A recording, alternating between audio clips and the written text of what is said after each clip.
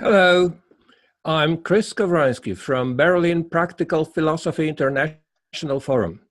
In cooperation with the Santayana Society, we are starting an online webinar devoted to the topic of the nature of spirituality. We will be talking about Santayana's philosophy and also some other aspects that, in connection with this philosophy, we can discuss. By we, I mean not only professors of philosophy, but also people who are interested in the humanities and various aspects of practical life.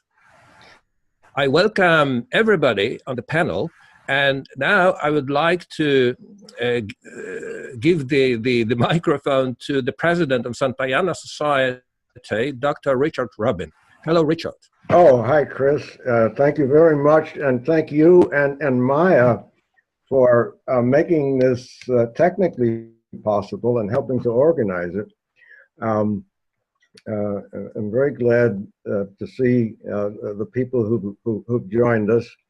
And I'm not going to say much right now, except to get us started, we've asked Glenn Tiller to make some opening remarks to lay out what might be some of the issues and questions that we're going to address. Glenn, if you don't know Glenn already, he is a past president of the Santayana Society and has published a number of articles and works about Santayana. And he happens to live in a town whose name reflects somehow the emergence of the spirit and the flesh, since its name in English is Body of Christ. So Glenn, I'll turn it over to you. Nice to see everybody, and good to talk to you from this very holy place in America. With Richard, I put together 10 questions. I'm going to try to paste them into the chat, and hopefully that'll work right now. I have them ready. And it didn't work. So maybe what I'll do right now is I'll read you the questions. And I'll try it. While you're doing that, I'll try to right, yeah. So these questions are by no means exhaustive. They're just questions to hopefully ignite the conversation and show some of the development of Santayana's thought with regard to the spiritual life. And they are as follows. So the first one says, how does Santayana characterize the spiritual life in Platonism and the spiritual life? And did his characterization of the spiritual life change or develop over time in his later works, for example? The second question is, what does Santayana mean by the contemplation of essences? This is his word, contemplation. Third one, to what extent is Santayana's naturalistic conception of spirit an interpretation of supernatural conceptions? Fourthly, what is the relationship between the spiritual life and knowledge, according to Santayana? And the fifth one, is it possible, and if so, to what extent, to lead a spiritual life without having gone through a process of metanoia, or disintoxication of values? The sixth one, how do we explain the separation from, if there is a separation, from the moral life, from the spiritual life? Yeah, Glenn, they should be up in the chat now. Okay, good. You got them all? I think there's one missing, Richard. Maybe number 10. Oh, is it? Yeah, you're right. Okay, I'll add it and it'll be number 1. So 7, as you can all see now, it asks if the spiritual life is a preferable way of living, and we can ask whether or not Santayana led a spiritual life. The 9th question here is asking about is there anything compensatory? Is there any reward for leading a spiritual life or adopting a spiritual life? And the last question is not one that's directly relevant to Santayana's philosophy, but I couldn't help working it in because there's been an explosion of popularity with regard to mindfulness and secular forms of meditation. And I wondered if any of you thought there might be some connections between these popular movements of either mindfulness or meditation and the way Santayana characterizes some aspects of the spiritual life. Well, I'll start because I'm probably the only person here that's not a scholar. I'm a lawyer. And so I have an amateur interest in Santayana. I've read all his stuff, keep track of what's going on at the society, and have a lot of interest in Santayana's animal faith for practical purposes related to animals and animal welfare. But I do think that number 10 is actually a really important question because I live in Portland, Oregon, the most atheistic city in America, but there is a starvation for spiritual mechanisms and practices. So I do think that the number 10 is a very important issue. Okay, Glenn, are you going to talk a little bit about one or two or some other answers to these questions? Sure. I don't want to take up too much time because there's a lot of people here, but one thing that definitely caught me when I reread Platonism and the Spiritual Life is that Santayana claims there that spirit is addressed to being, to pure being. And this seems obviously different than what we see in realms of being, in particular in the chapter on union in the realm of spirit, where this seems to be a change, where he says spirit is not addressed to being but to the good. And I wondered if any of you saw this as a substantive change, or rather maybe just a different way of phrasing things. Or Richard. I mean, I'll make a comment on that. That it seems what he's doing in Platonism and spiritual life is responding to this essay by Dean Inge, who seemed to think that Platonism and spirituality was somehow aligned. And I think what he appears to be doing in Platonism and spiritual life is presenting a very extreme notion of spirituality, to take it to its furthest extent possible.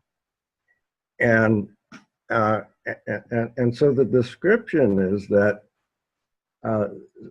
spirituality in its purity, if there could be such a thing, would be addressed exclusively to what Glenn called pure being, which he identifies in Platonism and the spiritual life with the realm of essence. And so I think he's doing something quite different in this essay than he's doing in the realms of being. Does it mean that what you are talking now, Richard, is disconnected with question number 10? I think before we address 10, I think we should have a clearer idea of what Santayana's account of spiritual life is. And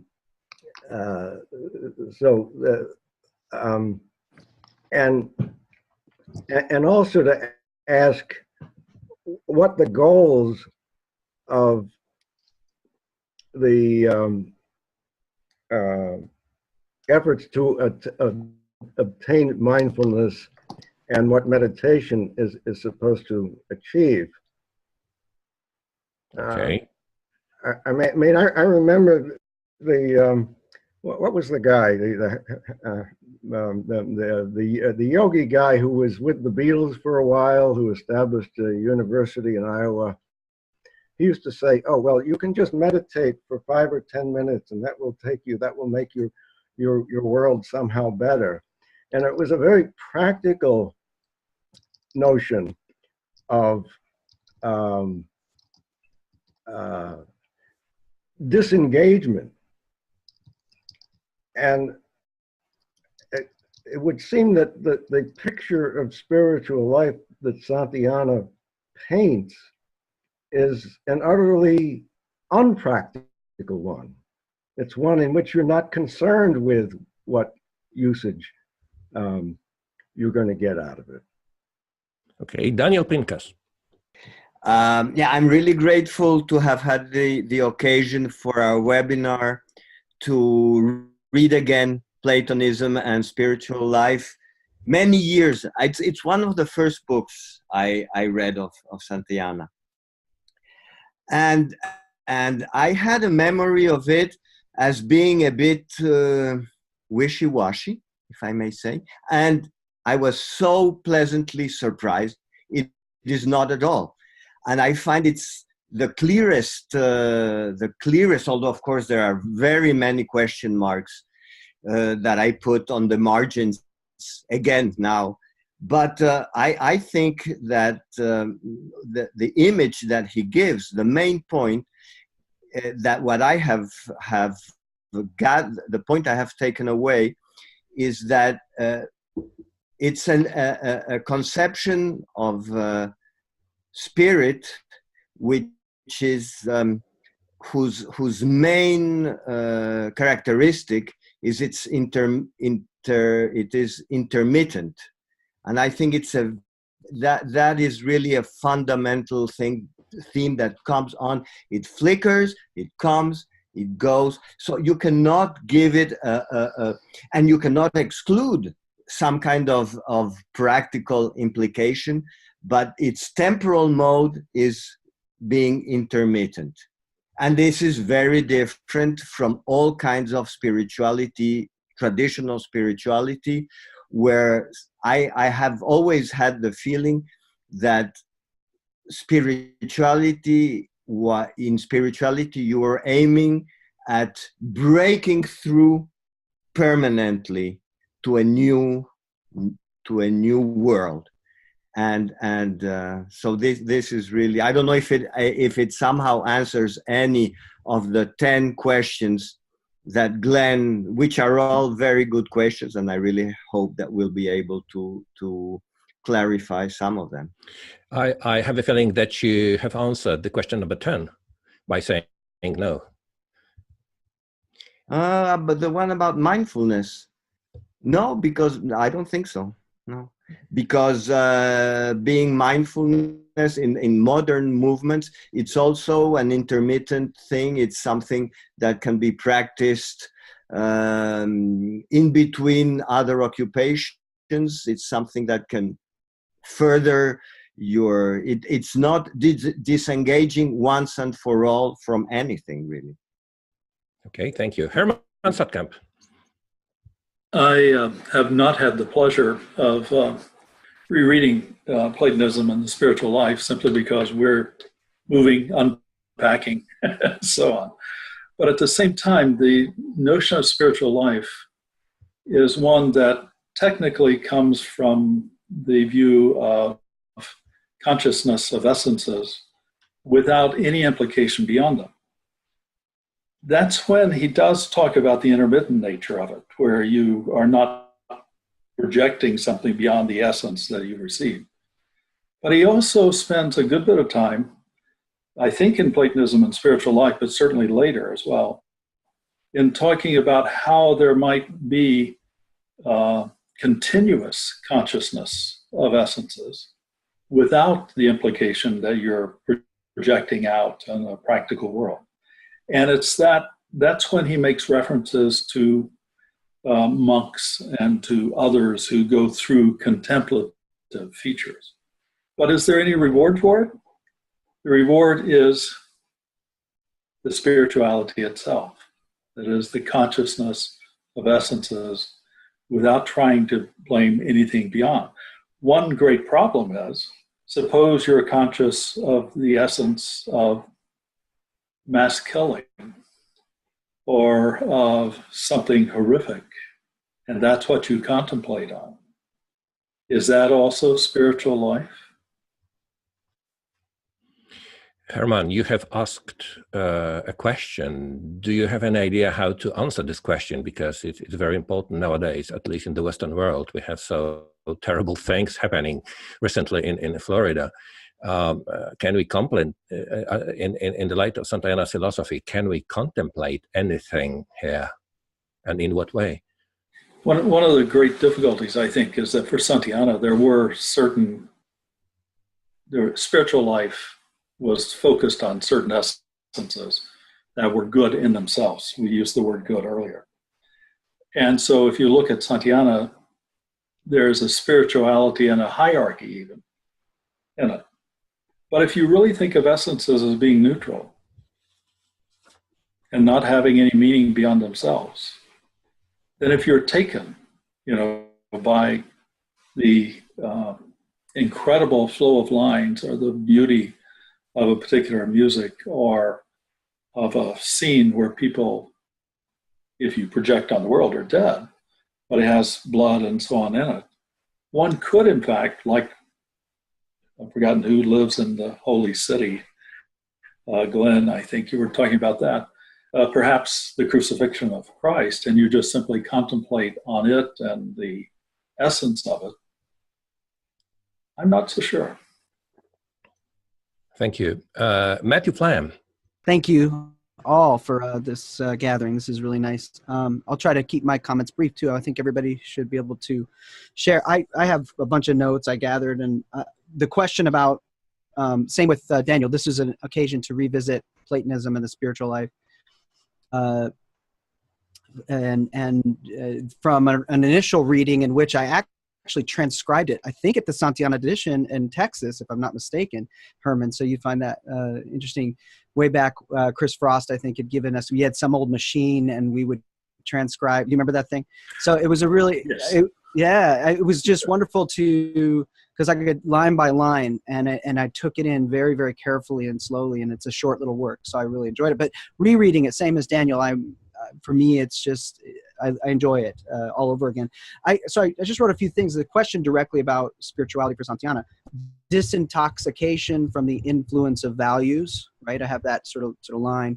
The whole beginning of his book, where he's looking at Dean Inching, he's looking at his view of Plato and starting right off with this question of values, and rightfully, because the big deal with Santayana, of course, is, what is the relationship between morality and spirituality? And as we know, he's going to try to distinguish those significantly.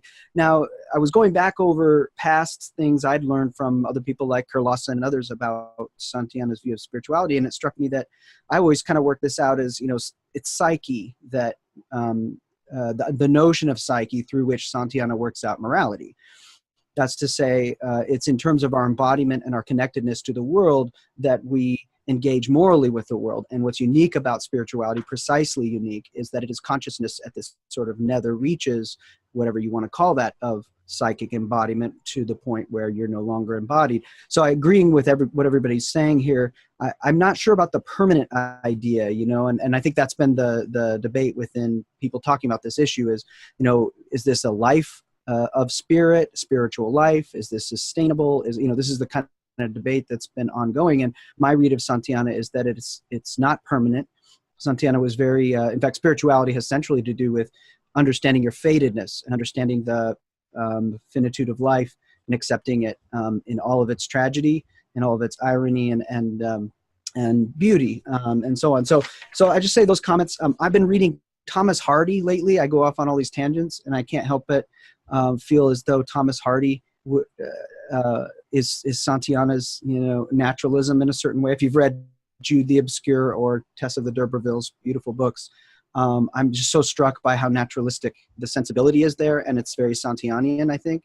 And I also think there's a notion of spirituality there, particularly in Tess. The character from Tess of D'Urbervilles has this notion that, you can escape your embodiment in these moments, and it's a very spiritual escape, and she calls it soul, and she's talking about spirituality. Those are just some reference points, but comments that I'd prepared and others besides, but I'll mute myself and bow to the next speaker. Thank you. Okay, Richard Rubin. Thank you, Chris. And thank you, Matt, for joining us. Herman, I wanted to make a comment on your question about the contemplation of the essence of really hard things. And I think it addresses Mr. Newton's question about, well, indirectly about spirituality and the need for that. But I mean, Santayana is clear that all essences can be contemplated, and that from a spiritual perspective, there's no that just by looking at something, you remove it from its the moral forces that compel us to be either repelled by it or attracted by it. But there is something in practical things. If you take an event like the Holocaust, there's some dispute as to whether you can even represent it in art because it was so terrible, or is the way to deal with it, is to tell the story. And there's a side piece of information which I heard recently, which is that people with post-traumatic stress syndrome, the difference between them and the people who live through traumatic events and are able to deal with them is that the people who are able to deal with them have somehow integrated their terrible experience of war or whatever the trauma was into a story of their life, and they're able to tell it. In other words, they're able to make it into an essence, and that those who have continued to suffer, they are continually reliving the event. It hasn't become some integrated into their life and into a story they can tell. It hasn't become, in Santayana's terms, in essence. So I'll leave it at that, and maybe I'll come back to talking later about the mindfulness question and the spirituality in Portland question. Okay, Herman Satkamp. Yes, I think you're right, Richard, but I also think Matt is right. The feature of the essence, though, whether we impute something horrible to it, is independent of the spirituality of the essence. Santayana did think, and Mr. Newton was talking about today in terms of various meditations and other desires for spirituality that are not geared to a particular religion. Santayana clearly thinks that's the case, and that one can, in fact, in the right set of circumstances, in the right culture, in the right environment, contemplate essences just for themselves, and perhaps even for a sustained period of time. But does that lead anywhere? No, nothing beyond that contemplation, the delight of it, etc. And in point of fact, that's the way Santayana, as he got older, tended to live his life. When he was younger, he was incredibly active as a young man, chasing women, belonging to 22 clubs, being elected Pope at one of the Harvard clubs, helping found the Harvard Lampoon, very active in social life. I mean, he was remarkable as a young man, but he did go through what Glenn mentioned, metanoia, which was brought about by some of these difficulties, as he says, in Persons and Places, of the death of his father, the death of a good friend, a student, and that metanoia, a change of life, a change of views, a change of values, a turning in one's life, where Santayana brought about more and more the contemplation of essences, spirituality, and joy independent of any religious background. Thank you. Matthew Flam. Yeah, I quickly just say something that occurred to me as we were saying this. And this might dovetail back to Mr. Newton's interesting opening comment. I grew up in the Portland area, so I'm curious to know more about where they're at now with their hunger for spirituality. That'd be interesting to hear more about. My sense from living there, though, would be that Santayana would deem the Northwest rather thin air to live in, spiritually speaking, just because very Protestant. And Santayana's sense of spirituality seems to me to run counter to the kind of quasi-Protestant sensibility of sort of, it seems to me the notion of spirituality coming out of Protestantism, to put it in general terms, seems to me to be more sort of world connected and about character developing and so on. So Santayana is really, he's an anti-moralist and so on. So anyway, just some comments. Be interested to hear more from Mr. Newton. Thank you. Glenn Tiller. Yes, I want to make some more comments about this, what I perceive as a transition in Santayana's thought. And I'm curious to see what Michael has to say about this, since he wrote a book about it, or partly about it. I see a transition in Santayana's philosophy from Platonism and the spiritual life. There seems to be, when Santayana discusses the spiritual life, there seems to be two things going on, at least.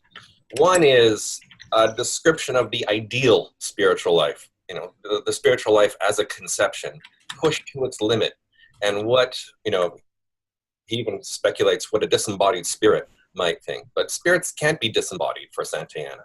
So in the realms of being, we get, and the realm of spirit in particular, we get a sort of pilgrimage of the spirit from liberation to charity,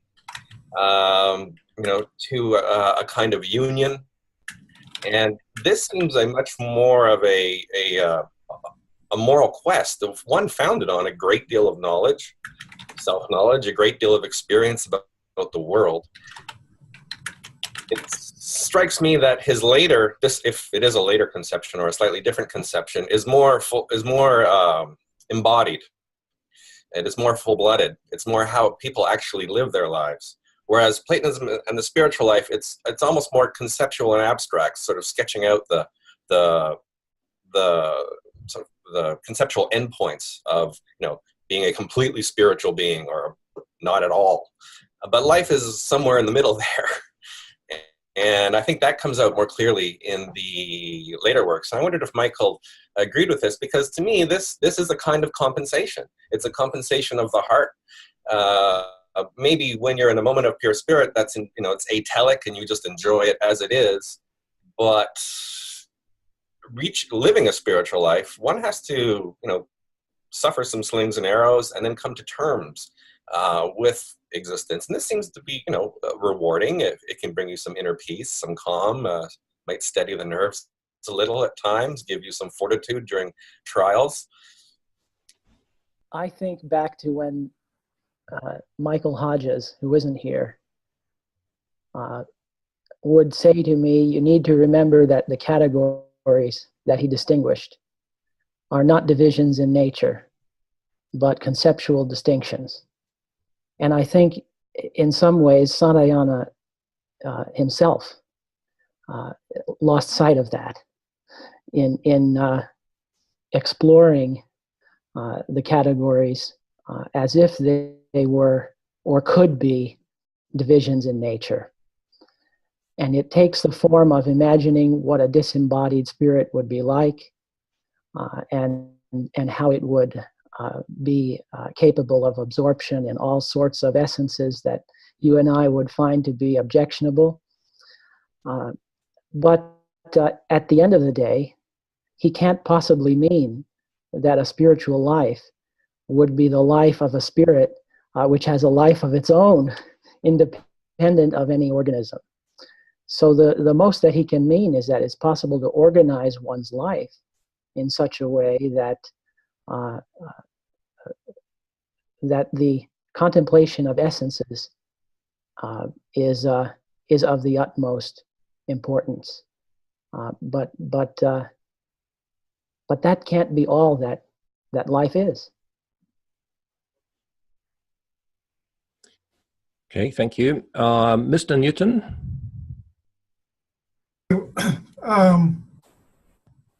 So I think one of the things that people search for spiritually, even in a culture such as Portland, is the replacement of religion. And so you have currently in much of the world a mindfulness or a spirituality that focuses on nature. And so that's a pretty common one. People have different ideas about that. But I think it's just another example of where people are objectivizing personal values and saying they're a part of reality they should look at and contemplate. But I go back to Dr. Pincus's article from 2011, where he talks about the moral status of animals. That's a really interesting article because he takes all the parts from Animal Faith and other places where Santayana talks about the continuum between other animals and humans. And the way I look at it is that, animals their essence would be food, safety, warmth, things like that. Our essences become more complex. And then we actually have like a glut of essences that we don't really quite know what to do with, such as nature, space, time, loss, those type of things. So I do think that in many ways what he's talking about is contemplating these non-prosaic essences as either something beautiful or interesting that are meaningful to us. So I think the Pincus article is really interesting. I think Dr. Rubin's comments about a personal experience are kind of that's what I got out of the book. And so I think that all the comments are really interesting. I think that for an amateur, it gives me something to work on practically. I'm not a scholar, so I'm not going to be writing anything about this, but it's interesting stuff. So, Okay, Daniel, do you want to refer to this? Can you hear me? Yeah. Yes. Yes, definitely. Of course, if animals partake in spirit, it gives it changes a little bit the way we look at the central teaching that the immediate is somehow eternal, and the idea that dogs and hippopotamuses are actually somehow in the eternal is very satisfying. But what I think perhaps I would like to talk about is to what extent really how we should interpret this idea that the immediate is the eternal, and that leads us back to the, for me, always very unsatisfying characteristics of the doctrine of essence. And what Michael said a while ago, I think is extremely important, that maybe Santayana lost sight of his own dictum that we are not looking at regions of being or of existence, but that these are conceptual distinctions and useful for the ontology, but empirically very enigmatic, I must say, for me. After so many years struggling with it, essences are not, and well, yes, I will stop there. Okay, Matthew Flam. Yeah, hope you can hear me. So yeah, just quick follow-up too on the animal, very interesting non-human animal. I'm glad to hear. I hope hippopotamuses have spirit, but I think there's an interesting connection. Santayana's association of psychic embodiment with morality. I've always thought for people who want to connect Santayana's thought up with animal ethics, non-human animal ethics, it'd be an interesting connection there. I think that would be really interesting to see work develop there. But to Michael, I'm glad to have a chance to raise a question and a comment, I guess, in that direction, because it's such a great book that you wrote, Michael, and I'm really glad you did, because I think the ethics of detachment and so on, I think the very book itself is sorely needed. I think that someone writing more directly on Santayana's sense of spirit in a more contemporary way like you did is wonderful. And I read the review after reading the book by the reviewer whose name escapes me, Prue, I think his name is, he's in Transactions. And I agreed with everything he said, but he asked an interesting question. I wonder what your answer would be. He asked in his review, I wrote it down. He says, does an ethics of detachment have to rest on spirituality? That's his question he asks in his review of the book.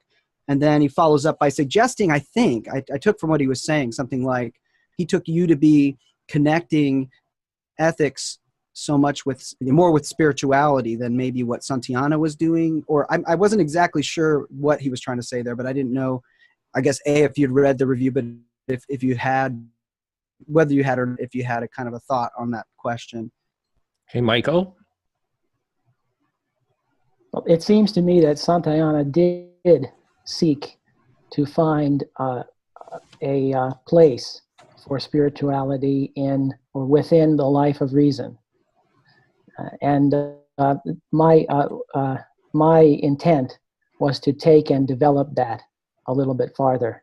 Michael, a good deal of what you're doing is, of course, and a good deal, I think, of what Mr. Newton was asking for is, what are the moral uses of spirituality?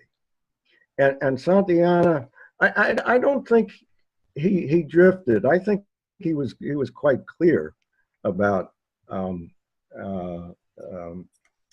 painting the differences. But he says that whenever he talks about when you live the spiritual life, these can be moments of ecstasy, moments of intense passion, which dispel or chill the passions of everyday life. So by being passions, by spirituality being a part of a life, it still has a moral function. And the pure being that he imagines, I mean, and he's clearly saying this is an imaginary thing. He says that can't exist. He says that is, I mean, he imagines that in order to separate how we actually live and how spirit is necessarily part of life, in order to reinforce that distinction. So the question, I want to shift maybe to Glenn's seventh question, which is, did Santayana find spiritual life a desirable life? Did he live one? And I think the answer in terms of the pure spirituality, or even the lives of the monks that he describes, whose lives are primarily devoted to spiritual concerns, is not one that Santayana would have chosen. And so his moral preference was not a complete spiritual life, but a more balanced life. Richard, perhaps it's a good moment for me to ask a question about the Holocaust. Why Santayana was silent about that? Well, he wasn't entirely. Well, I think he was. No, because there is a screenplay that he wrote, and it was published in McCormick's biography that he wrote, and it was a reaction to the Holocaust, and it was, I believe, as I remember it, it was the portrait of a man who had imbibed, as Santayana did, some anti-Semitic literature that he found of value, and he contemplates the consequences of that. So I'm going to ask, I mean, is anyone else familiar with that and wishes to comment on it? Because my memory of it is hazy. But, I'm familiar, but memory is also hazy. But it is the case, Chris. I mean, Santayana did talk about the Holocaust in letters and the like, but the feature that disturbs a great many people is he saw it as a natural feature. That is, the Holocaust in Germany was one example of Holocausts throughout centuries, brought about by different cultures, circumstances, a natural outcome, etc. So he did not ignore it, but he saw it as a natural outcome. So he wasn't horrified by it. That's disturbing to many people, but that was Santayana's view. I have one other comment about animals and the like, but I don't know if you want to wait and still continue on this. So maybe I should have asked you the following question: why Santayana did devote so much attention to criticizing liberalism, and in his books he was silent on the Holocaust and the Nazi atrocities? Maybe. Yeah, he wasn't silent on the Holocaust. I mean, I think that's clear. But he also wrote a book on why he wasn't a Marxist. And his whole feature was that and again, you know, for those of us who have been activists in various social movements or who value spiritual life with a different type of ending than Santayana had, one finds it unsatisfactory. But he sees these things, as he says in the Reason in Society, as like climate. He's very individualistic. And if you want to live in a decent place, rather than where the weather is like it is in Matt's area right now, very cold and bitter, as opposed to where I am, where it's 70 degrees and sunny, you move to the place where you can live more comfortably and where spiritual life is possible and where you have the freedom. You avoid bad climate and you engage in new climate. Thank you. Mr. Newton.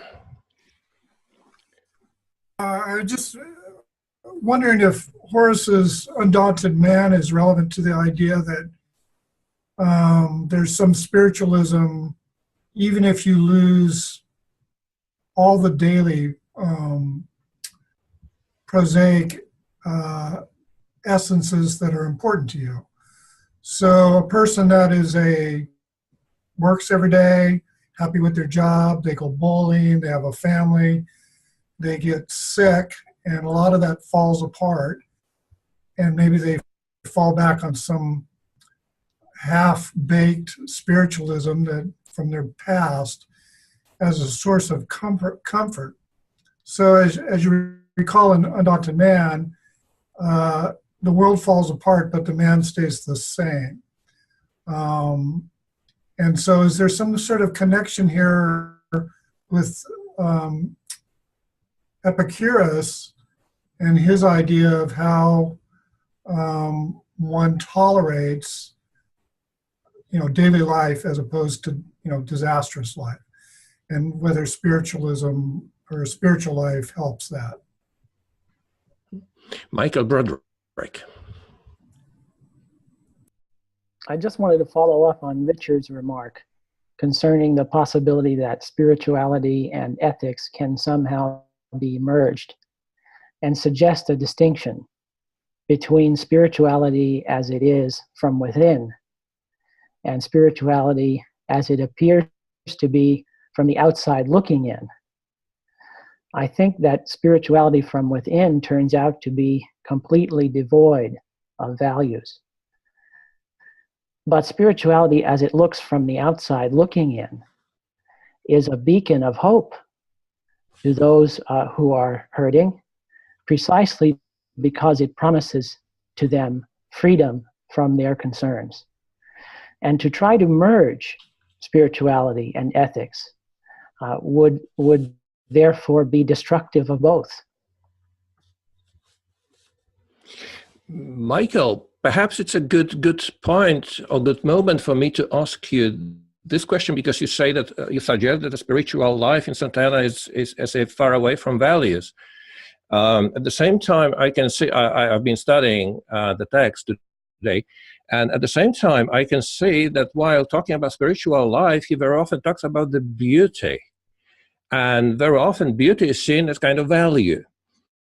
So on the one hand, he talks about disintoxication from values, and I understand from values understood instrumentally or as utilitarians perhaps understood this. At the same time, he refers to beauty and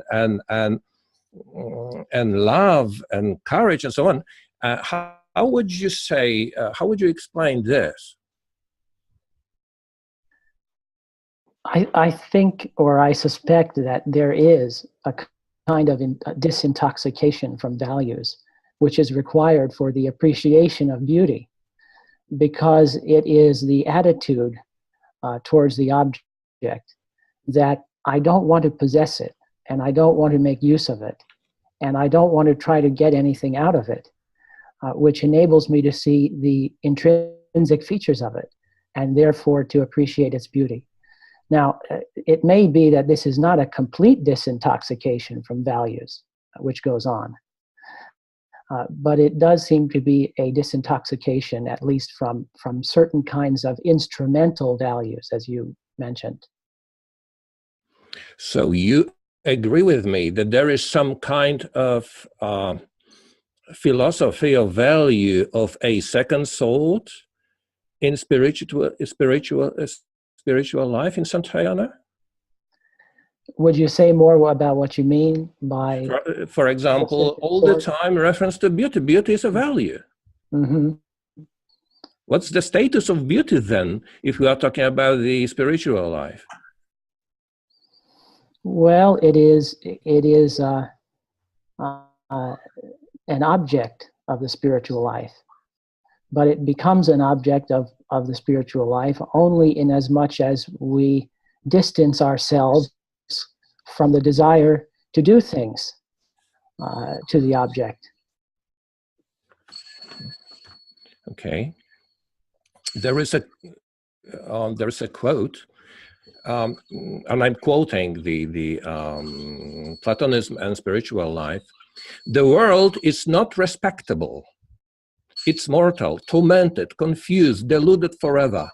But it is shot through with beauty, with love, with glints of courage and laughter. And in these the spirit blooms timidly and struggles to delight among the thorns. So it concerns me, and I feel kind of either one option. There are two philosophies of value in Santayana, or perhaps there is one, but what he calls values belongs to this one part of philosophy of values, and there is something else, something additional, something more sublime, I don't know, something more Platonic maybe, as far as philosophical tradition is concerned, and he does not call it value, although it meaning beauty, although it is a kind of value. And it's perplexing for me a bit. I'll just say one more word about it and then defer to other people. It seems to me that the discernment of beauty is at least a stage on the way to the kind of disintoxication from values that he describes. Because he does say in other places that spirituality requires not only the ability to become absorbed in the beautiful, but also the ability to become absorbed and transfixed by those things that normally offend us. Yeah. I can make a quick comment, and then I look like I might be taking a little out of turn. It looks like Glenn wanted to talk about follow up on the Holocaust. I just had written down while you guys were discussing the issue, Michael, I'd written down this sort of comment. The challenge is to determine whether moral engagement detracts from spiritual life. That I come back to this issue with Santayana, I think, because I think for Santayana, it's pretty patent. Moral engagement, in some sense, takes away from spiritual life, and it's a problem in all the ways you guys are kind of alluding, right? Whatever relative silence or quietness he had about the Holocaust, or relative, consideration he had for it. It's no question that he was aloof, and that he saw these things as a part of the natural course of things, and so on. And he was cold in a way that troubles people, right? So I think if I was going to work out this project, and I wish I did have time at some point, and I doubt I will, but I would look at it in those terms, like how would you reconcile Santayana's the strong characteristic in his thinking of, moral engagement constitutes a kind of distraction, and that whole chapter on distraction in Realm of Spirit is relevant here, right? It's a kind of distraction that takes away from the spiritual life. I think I sense that Michael, you're struggling with that. You've got kind of a Roycean direction where you're coming from, and I think you're doing a nice, admirable job of trying to kind of reconcile that and maybe heal a little bit of that divide in Santayana. I don't know if that's correct, but that's how I was reading you in your book, and I think that's admirable and great. I don't know, I don't know in the end if it can be healed in Santayana's thought. That's a real open question, I think. So just a comment I had. Okay, Glenn Tiller. My comment really was more about World War I and World War II, and the Santayana's change in attitude over the years, and this leads to the brings up the Holocaust. During World War I, and if you read Santayana's letters, I'm sure many of you have, during that period, he's very upset about the war. He is troubled by the deaths. He's troubled by the senseless slaughter. He's troubled by seeing the young Oxford soldiers leave and not come back, or come back maimed. And in his letters, he says, I try my best to see the German side and say that they are just fighting for what they want, but I can't do it. They cultivate hate. And so I find them hateful. Come World War II, it seems that that's when Santayana has gone through his real metanoia. That is, it wasn't his 30th birthday, although I'm sure that was an emotional experience perhaps for him. But the real change in attitude I see is from World War I to World War II. And I think part of it is he was so discouraged and depressed and truly disillusioned by humanity after World War I, that he was very jaded and a little more cold come World War II. I don't want to be an apologist for him. I also suspect, I don't know if it's true, that he wasn't as free to write about the war as he wanted to in World War II, because he was trapped in Italy. He was in precarious circumstances. His letters become quite glib and he rarely mentions anything to do with the conflict. It's mostly about, I had sunny days, or I had something nice to eat today. I'm working well. I'm just an old person. I wonder if it wasn't a deliberate strategy on his part during those war years, because he knew his letters were being read by the censors, to kind of keep a lower profile. And maybe, he was also quite a bit older and more disillusioned in general. Does anybody see Santayana's the similar change in attitude over the years? Okay, before I let anybody speak, I want to say that we have new participants, and if you want to participate in our discussion, just let me know by chat. Just write and I will let you speak. Okay, anybody wanting to answer the Glenn Tiller's issue? Yes. I want to do two things, Glenn. One, to come back to where I both agree and disagree with you on animal and the like. The agreement is, for animals, the spiritual life is momentary. Santayana says that. And for human beings, that's the case. But it does take over a period of time, and Santayana does change, where there is a disciplinary feature that would lead to the disinterestedness of the contemplation of essences. In terms of the difference between World War I and World War II, I think that occurred much earlier. But it's true that in World War I, he had very good friends, he had relatives, and he had students who died in that, and he did express that. At the same time, when he was in Italy, Ezra Pound was, of course, speaking for the fascists and Mussolini. And he refused to see him after a while and just simply stopped altogether. His letters were being censored. He couldn't get anything out. His autobiography was smuggled out through the Vatican and through the Swiss government to Scribners, the first volume of it. Second one came out to the US Army. A soldier actually brought it back. And so there were these features that made it very, very difficult for Santayana in World War II to express his views and the like, although he did with individuals who came to see him, both during the war, but particularly afterwards when soldiers came and their interviews with these soldiers. The other thing I'd like to say, Chris, when you talk about beauty being a value, you can turn anything into a value. For Santayana, the idea is to keep it from becoming a value. It is just simply the contemplation, the disinterestedness, and the like. And that as he got older, that became far more important. Could one sustain a spiritual life for very long? Not likely. But it is possible to live a life where there are moments, there are sustained moments, there might even be, long periods of time in which one is living a spiritual life. But turning spiritual life into a value as if it brings something, that was important for him, but he doesn't say that should be the value for all human beings. Richard Rubin.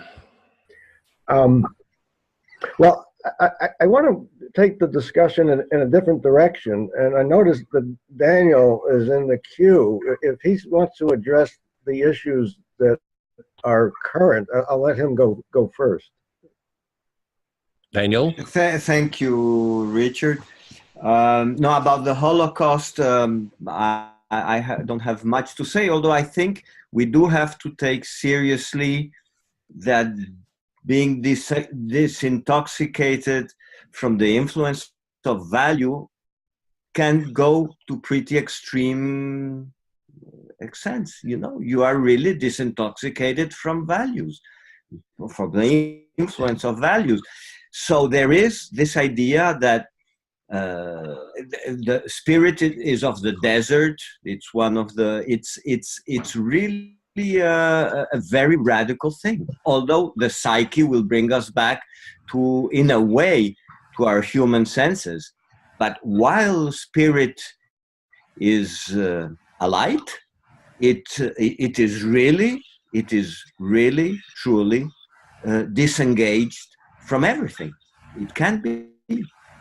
Although there is a paradox here, as Chris very shrewdly noticed, it's not that there's two systems of value, I think, but it's difficult not to introduce some kind of balance in it, in there, because after all, for him, spirituality is enjoyable.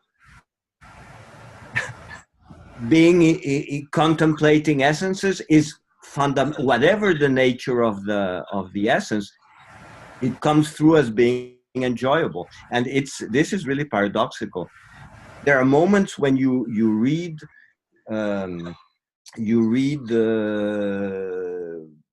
also in Realm of Spirit, you have the impression that it is something incredibly neutral. It is really a spirit, and it's extremely intellectual. It is not so much, and he says so. It is really, and that's why question number 4, I think, is a very important one that we have not talked about yet. What is the cognitive import of the spiritual life and even of spirituality?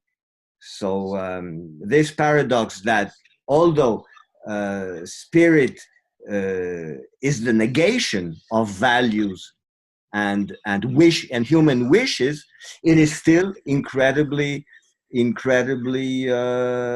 enjoyable, and so this reminds me what Santayana says about one thing that nobody had called him was an optimist. He said that, I don't remember exactly where it was, but in some ways you see some kind of temperamental optimism coming back, because from that desert of spirituality, which negates values, there is still enjoyment and there is still something incredibly positive about this. Michael Broderick, do you want to refer to this? I just wanted to add that I don't necessarily see any difficulty in saying that spirituality can take place in relation to the beautiful. If you make a distinction between spirituality as it is from within and spirituality as it appears to be from the outside looking in. Because spirituality as it is from within in relation to the beautiful may be entirely devoid of values. But that doesn't mean that we don't look back on the experience and understand that it was induced by the presence of an object that happens to have been beautiful. Thank you. Philip Baird. Hi, can you hear me? Yep. Okay, that's good. As we were speaking about the difference between the World War I era Santayana and the World War II Santayana, which frankly is not something I've thought a whole lot about, I was also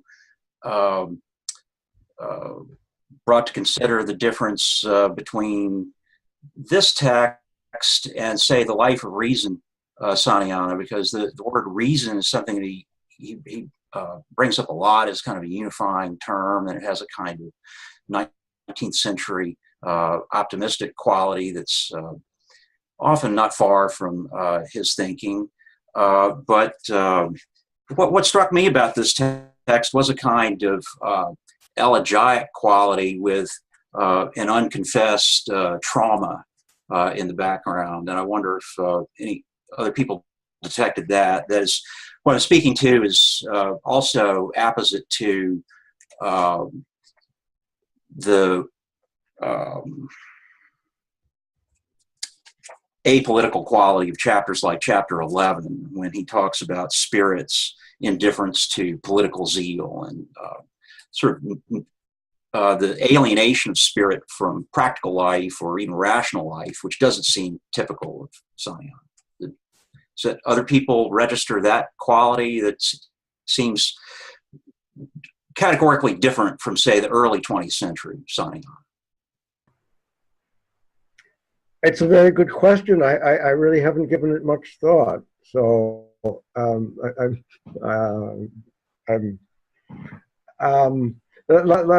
me ask Philip to say a little bit more about what he thought the direction of our if Santayana had any clear notion of spirituality when he wrote the Life of Reason, or was that a category that emerged later?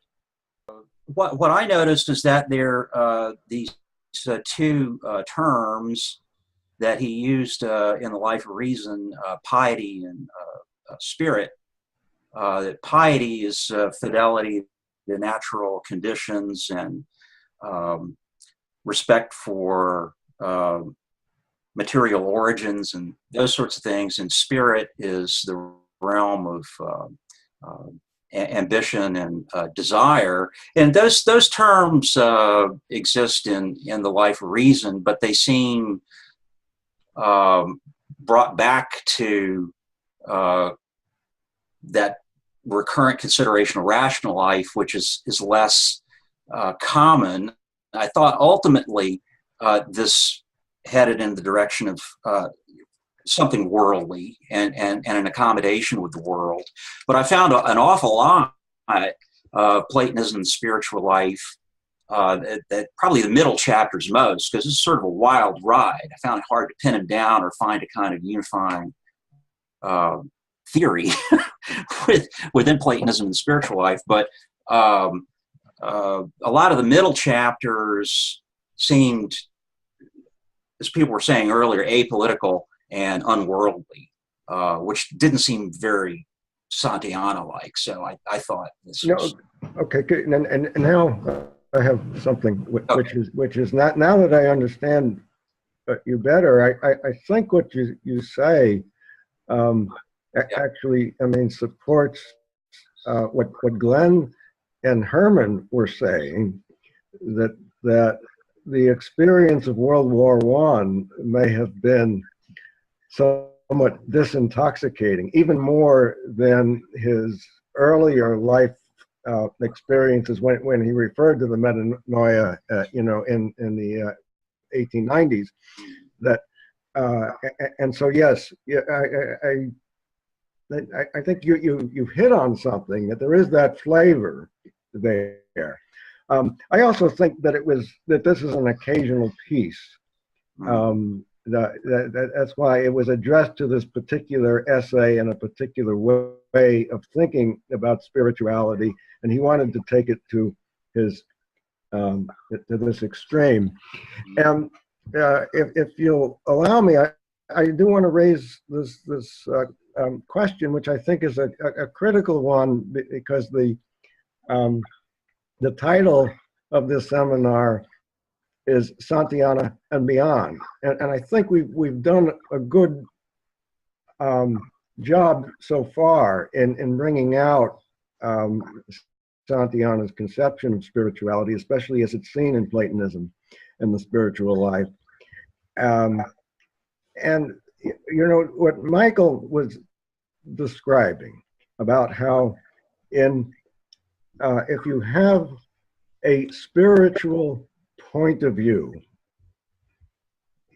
you take what you're looking at and you take what you experience and you lift it out of that immediacy and see it as something, even though it occurs for a moment, you see it as something eternal. You see it and that's how we have the experience of beauty, which addresses Chris's question. Now, the reason I call attention to that, there's a passage in, I think it's the realm of spirit, where Santayana says just that. He says that it's that lifting of the object out of reality into the realm of essence that makes it beautiful. And John Dewey picked up on exactly that passage, and he says, this is exactly what's wrong. He says, this is a notion of aesthetic experience which is so far from what anyone really undergoes as to be almost incomprehensible. So I want to raise the question as to whether the Santayana's notion of spirituality, and this may go very well to Mr. Newton's question about spirituality in Portland and other places where people are concerned about spirituality in a non-religious context, that maybe there are other ways of thinking about spirituality than what Santayana presents in this book. And I mean, I want to ask, why isn't an engaged life that may be the heart of spirituality rather than the contemplative life? I mean, you know, not all of us have had careers solely as contemplative philosophers. I mean, I spent 25 to 30 years as a software developer. Herman has been a president and a dean. So many of us have been very much in the world and have found that a very fulfilling way to live. And you know, that maybe that Santayana's austere picture is not the right one, is not the one that we should be thinking of when we think of, okay, how are we going to live our lives, and what is the goal of life, or what should we, you know, how should we best focus ourselves? So I'll leave that question like that. Herman Satkamp. I think Richard is right in the sense that Santayana would also say many people have many different values, and what they present as valuable for them is really significant and high. One thing we haven't mentioned is that Santayana's view of spirituality is very individualistic. Michael, in some sense, when he's talking about death, death becomes very individualistic. The world sort of closes down to the individual over this period of time. But for Santayana, his whole view, particularly in the latter part of his life, was very individualistic. He would not say his view of spirituality was for everyone, but it was for him.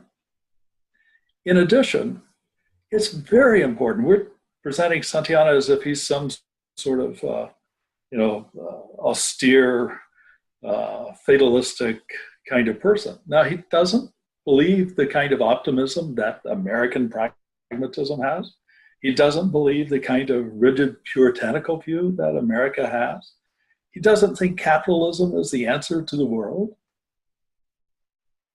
But he does talk about enjoying life. I mean, in his letters, he was remarkable in terms of the joy he took, his travels, his friendships. Even as a student and then a faculty member at Harvard, even though he was very much considered himself an outsider, he was very involved in all those things. And later, he began to find that his own personal view was focused more on the spiritual life and friendship. Not so much, and this is a little different than what we're looking at in society and other alternative views, not so much on activities. That is, if you notice his autobiography is titled Persons and Places. We normally think of culture as persons, places, and activities. For Santayana, contemplation is not an activity. It's not like playing baseball or football. It's not standing and cheering with groups of other people.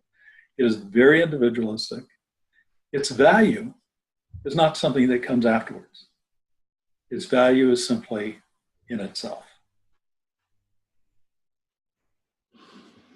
Herman, additional question. So if Santayana and Santayana's philosophy is so individualistic, should we promote him and should we promote it, the philosophy, in philosophy departments? Promote is an interesting thing, Chris. I mean, valuing someone's work, as I do, Santayana's, I think we should study him and look at his alternatives. His relativism, his naturalism, his sense of spiritual life, I think is well worth studying and knowing. If your value, though, is in fact to try and change cultures, if your value is to try to change higher education, if your value is to try to bring equal rights to large groups of people, if your value is to try to honor people regardless of their background, even those who are in psychiatric wards, if your value is there, Santayana may not be the model. I would, while I was doing the civil rights movement and working on open housing and working with all these presidents since Jimmy Carter, I had a picture of Santayana that was drawn by one of his grandnephews, and it was always over my shoulder. And I always thought he was clearly smiling at me, saying, what the hell are you doing? I mean, life is much more than being involved in things that are temporary and that you succeed only partially. Thank you. Richard Rubin, you wanted to add something? Yeah, no, Herman, I very much appreciate your remarks and your observation that Santayana would have said, yes, if you find an engaged life, if you find that is your natural direction, and then by all means, that's what you should be, what you should be doing. Yes. I'm going to leave it at that and just. Okay. Thank you, Matthew Flam. All right. So the question I think that you put to us, Richard, I think about moving Santayana forward or something along those lines. What would be it beyond Santayana, I guess. I thought of a lot of stuff. One of them was these comments are all sort of instilling in me a need to point. I think Santayana is very anti-modern. I think he would be very bewildered by our world today. He would see the academy, the politicized academy, as just right. I mean, it would be, it wouldn't be surprising to Santayana. I think he'd have. I wish he were around to comment on it and say what he would say about it. But I think that, it's become more of what he disdained about his own contemporary world when he was living, right? It's become more the same. And so I think that's worth mentioning, because whatever would be worthwhile of Santayana to carry forward and beyond Santayana would have to be mindful of that, of course. Taking into account actual, what I understand of, and I'm very much an outsider understanding of what contemporary folks are trying to establish with things like mindfulness and more contemporary ideas of spirituality and so on. I think Santayana would see all those as much more about, much more Protestant than he prefers it, to put it in a very rough way. That's to say, Santayana would not see it as appropriately to do with the spiritual life in his own conception in the ways we've been discussing. I think he would see them as counseling a certain kind of attachment and distractedness that is in fact counter to what he means by spirituality. So that's a pretty maybe critical thing to say, but I think that's my read of Santayana. One of the things, there's a question maybe we haven't addressed that is connected, I think, and I think it's that question 3, if I have it right, the one about to what extent is Santayana's naturalistic conception of spirit and interpretation of supernatural conceptions. This connects up with some other good comments have been made by Mr. Beard and others.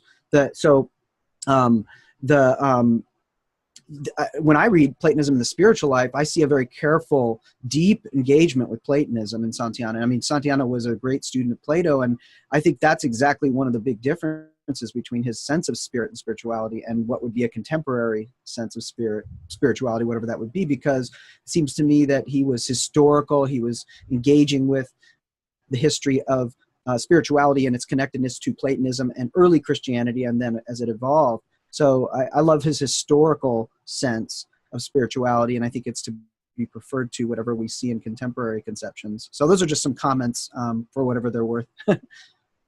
Thank you. Mr. Newton. I just want to comment that I agree with Matthew that these modern ideas of spirituality are really just the old ideas with new concretes. So when people engage in mindfulness of nature, they just really change prayer to God with contemplation of nature and objectivize that particular essence for them. So I do think that in that respect, Santayana is really useful and should be promoted as a completely different way of looking at spirituality. And I don't think his particular life is relevant to whether he should be promoted or not, because they have the same issue with Epicurus, who recommended that people live unseen and withdraw from society, but wrote over 300 books and was very much engaged in his culture. So the fact that Santayana in a late life withdrew and viewed the modern world as unsatisfactory, I don't think that's a surprise. I do think that as everyone objectivizes their spiritual essence, whatever it may be, they make the same mistake that has been made in the last 3,000 years. So I think we should promote him. I think individualism is only part of that. I think he has a better idea. Philip Beard.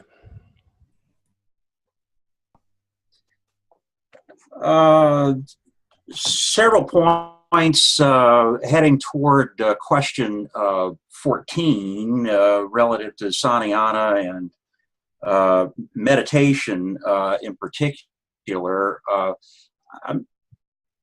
I mentioned in my earlier comment that I was struck by the traumatized or elegiac, apolitical quality of the middle chapters, but I think overall in Platonism and spiritual life, what he's talking about is not terminally disengaged, and there's not a method or a system that's being prescribed by this text. So one could lead a spiritual life and practice the kinds of attention that he's talking about, and I think still be worldly. I was wondering if Mr.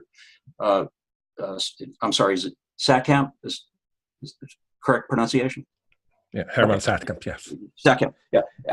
If maybe we could talk about that some more. But also, I thought that it struck me for a long time that a lot of the things that Santayana says about spiritual attention are, and he says this here, and it struck me too, that the bias in this book is not toward Platonism, but toward something Indian. He says it several times, and at the end of the text too, he contextualizes Platonism's heaven, or whatever you want to call it, the realm of the forms, with a scale that could dwarf it, saying in the Indian sense of things, there could be many other worlds that we should be open-minded about that could dwarf this one. It struck me that this kind of open-mindedness, but also the quality of attention that he's often talking about, is very similar to Indian modes of meditation, but also to, this will sound odd, but other more contemporary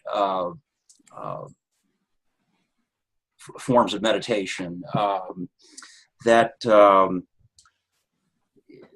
also ideas of relaxation, of just beholding things as being an important part of this.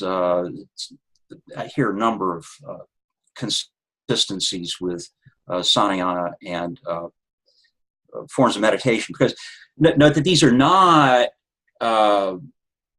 methods that require a particular object or a particular method. This is a quality of attention or disengaged attention, a kind of beholding rather than a kind of grasping kind of attention. And that's a very old thing. It hasn't gone out of date. So that's my answer to, I'm sorry, question 10, not 4, to question 10, the last question about meditation. Meditation, yes. Mindfulness, I can't really speak to. I've got a couple of books on my shelf about it, but I don't think that's what he's talking about. Herman Satkamp. You're right in terms of the India focus. Santayana spent time, in fact, I think it was nearly 2 years prior to the writing of, or the publication of The Life of Reason, traveling in India and other places. And so he was very much focused on that level of contemplation and the Indian structure. And just a couple of quick comments, and then I'll stop. Now, of course, he left Harvard and he started preparing for his retirement in 1894. He didn't leave until 1912. But he started putting money aside and so on in 1894. And he notes the principal reason is that it's becoming too businesslike and not really fostering intellectual freedom.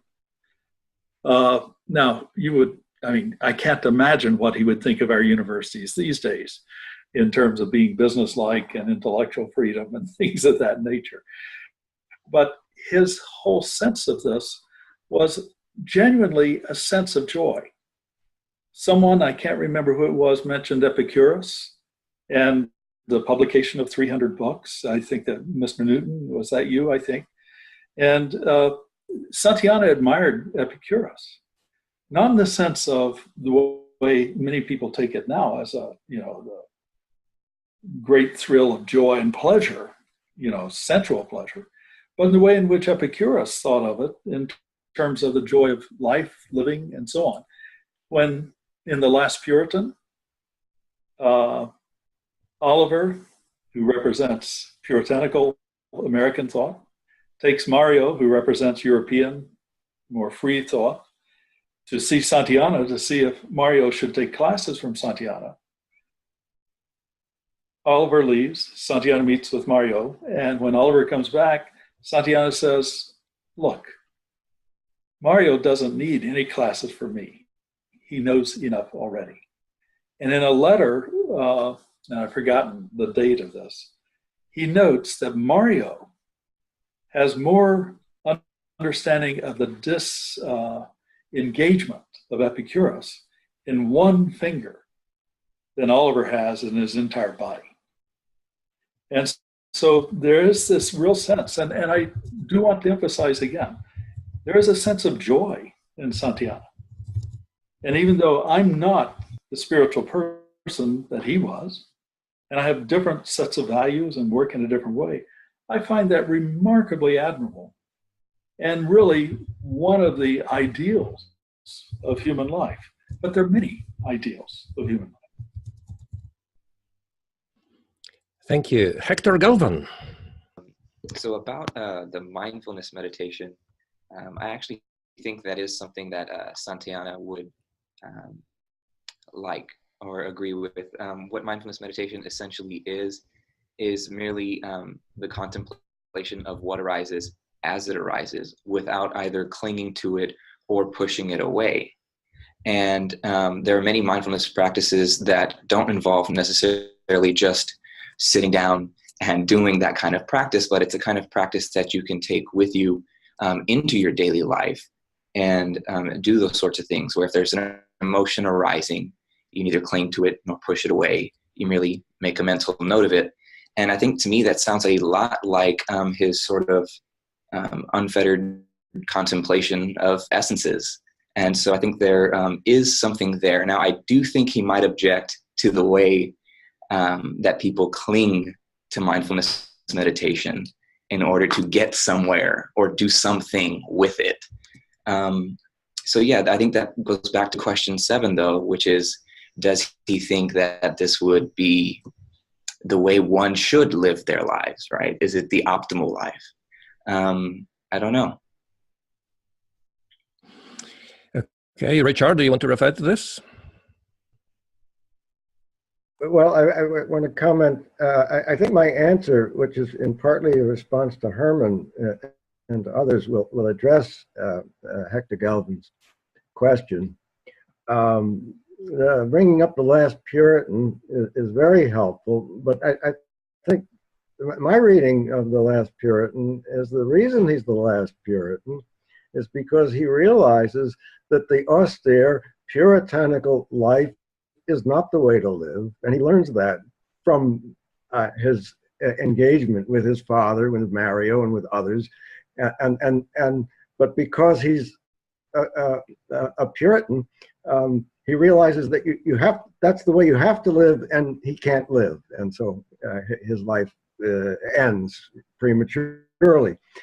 And Santayana, if you read Santayana, I've been reading the Middle Span and My Host the World recently, and in there he says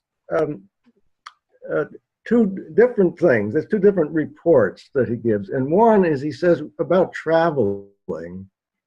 He says it's important to have your own grounding when you travel, to know where your own life came from, and so that you can take in these other experiences and incorporate them into your own.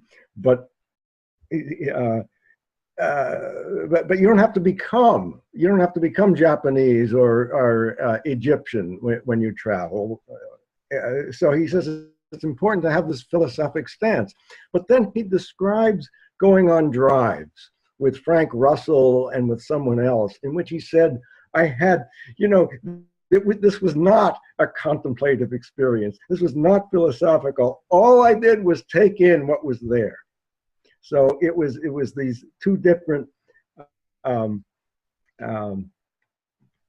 aspects. And so what I wanted to say is that Santayana lived in various ways. He wasn't one thing. He wasn't one person. He was, he lived a full life. And even although during World War II, when he was in the Blue Nuns and Rome was under siege for many times, he spent his time writing his autobiography and reading because that's all he could do. That after the war was over, he was not totally disengaged. He had many visitors. He continued to write letters. So, the notion of this big switch and that he became detached after World War I is not entirely the accurate picture. Thank you. Anybody referring to what Richard was saying? Because we are approaching the end, which means I would expect some summing up and, answering or in a more definite way to the questions. And I know that Matt Flam is ready. I appreciated Hector Galvin's clarification on the mindfulness. I think that's a bulletin paper, Richard. Richard, you need to get into contact with Hector and Let's submit one soon. there you go. Yeah, that's a great idea for paper. And I'm glad to hear that, because I've only heard things along the lines of what you were describing, and I think that sounds really intriguing. That was a side comment. I'm going to try. Here's my direct answer, attempt at an answer for, what did I say? Question 6. So question is, how do we explain the separation of moral from spiritual life when morality is impossible without spirit? Question. So I wrote, morality may be impossible without spirit, but it is possible without spiritual development. It is possible without spiritual development life. What did I say? I don't know what I just said. Better here to say morality is impossible without psyche. Morality is attachment and worldly concern. So I kind of dovetailing back to something I was saying earlier, I feel like to work out this issue, you kind of have to make sense out of Santayana's robust sense of what psyche and psychic embodiment is. And I think that the question directly, how is morality possible since it's impossible without spirit? Well, that's true. However, it's spiritual development that goes over and above what we would call moral attachment. So I don't know. I hope that helped somehow. I don't know if I misread myself, but attempt at a direct answer. Okay, thank you. Daniel Pincus. I think there is a duality in which I have never been able to bridge in a way, but I'm sure it can be bridged in Santayana's conception of spirit or spirituality. On the one hand, it is something of the moment. It is something, contemplation of the immediate, and that is emphasized very often. On the other hand, there is a cognitive importance of spirit. Spirit, he says, is virtually omniscient. There is something of fundamental truth that comes through spirit.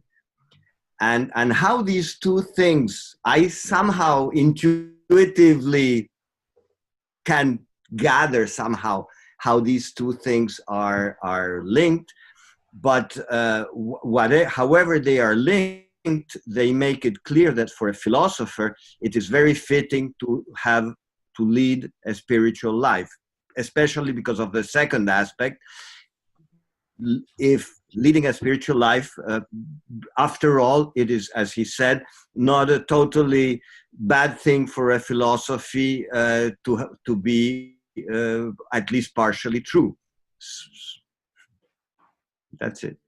I want to leave you all with, I think, a problem in Santayana's philosophy. And it touches on what Daniel was saying in the relationship between knowledge and the spiritual life. It can't be the case that spirit just somehow miraculously knows stuff just by contemplating form, like just some magical intuition where I see all the connections between my object of contemplation, maybe its origin, where it came from, how many people like it, and so on and so forth. All this is predicated on a great deal of knowledge. So when I look at Santayana's view of the spiritual life, I see it predicated on a great deal of experience. And you see an example of this in his letters when he's talking about his autobiography that Richard just mentioned. He says regularly in his letters, I'm having much more fun writing about my life than I did living it. It's very enjoyable to remember these moments, and better than it was in the heat of the moment when I was actually going through it. And that to me is a realistic engagement with the spiritual life. It's not an abstract conception. It's not a disembodied spirit, but it's an actually a real person who's lived a long life, full of experience, and now is able to reflect on these and the knowledge that they've gained. Otherwise, you could just be born into this world, leading a spiritual life, with no background knowledge about the conditions of the world, no knowledge about yourself, no knowledge about other people, and so on and so forth. And that seems like a fantastic goal to me. Thank you. Herman Fatkamp. Just a comment on what Glenn has said. For Santayana, clearly it's a long life with lots of experiences, and that enriches what is possible in his spiritual life. But for Santayana, that's not necessary. And it is entirely true that one could be born and be an idiot, not have any connection with the external world, or be lying in a bed about to die and not have very many connections with the external world and everything being closed in, and still have a spiritual life. So there is a spiritual life, as you said, that comes with discipline and the like. It's more like the Indian sense, or even the monastic sense, which he's sometimes talked about. Finally, I'd just like to say, Chris, that I think Santayana would be very happy with these discussions. He was always open to all views. He tried never to put too much value on one view over another, but he would also disagree and honestly. And he coveted friendships. He talked about natural sympathy, and I think in this group, there's a good bit of natural sympathy in terms of both the sense of the value of Santayana's work, but also in the sense of the value of each person who's a part of this webinar. So I want to thank you and Richard for pulling this together, for Glenn pulling together the wonderful 10 questions. We could call them the 10 commandments. We should all go out and see if we can answer them and respond and the like. But thank you very much. Thank you. Michael Broderick. I just wanted to add that there may be a conflict between spirituality and knowledge if by knowledge we mean examining the immediate for its significance or its meaning for human action. But one could distinguish between that type of cognitive knowledge and a kind of knowledge which amounts to little more than an intuitive grasp of immediacies. And that type of intuitive knowledge may be the type of knowledge that he has in mind when he speaks about the omniscience of the Spirit. Thank you. So, Richard, maybe some closing remarks. Yes, thank you. I have a moment of piety here. I'm in New York at my mother's house, so I want to ask your mom, I'm coming. Just come over here. Here's my mother. Just say hello. Hi. And I think here, bend down a little bit so they can see your face there. How's that? Yeah. Okay. Okay. Anyway, yeah, she was out for the afternoon and just came back. So, but I did want to thank everyone who participated. I think, Chris, I'll say to you, I think this fulfilled our hopes for what the seminar would be like. And we hope to have future ones. I mean, it gives me some confidence that the technology works well, and for those who are just listening in and haven't been able or desiring to participate, I'm glad you were here and could listen along. And for those who did, and Hector, I'm glad you felt well enough to join in and make some remarks. And again, thank you all. So we are closing our session, our webinar, our online seminar on Santayana. I thank all the participants for very interesting comments and very insightful discussion, and I hope to meet you soon. Thank you very much.